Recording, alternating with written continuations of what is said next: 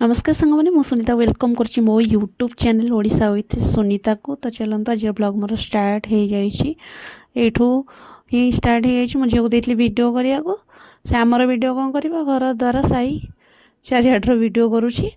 फिर भी देखो आमर ब्लॉग ये ही स्टार्ट हो जाऊँगी मोर चुट्टी तेल लगेबार माँ लगौची तेल पिला बेलू ही आम जो मुंड सफा करूँ कि जहाँ भी करूँ आम जेजेमा ही आमको तेल लगे दिए ये मत कहे आगे तेल लगेवाई जेहेतु खरा दिन चिपचिपा लगे से मुझे ना भी करुँची नहीं से तेल ही थाऊ।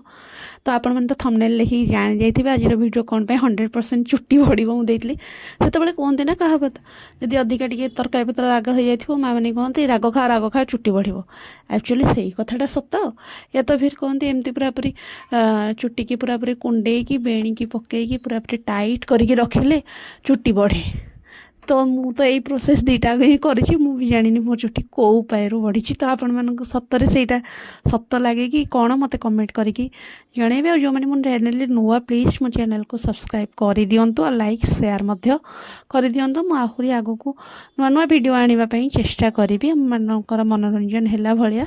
तो देखो ये मो बेणी पूरापूरी तैयार हो जाए पूरापूरी लास्ट जाए नहीं जाइए।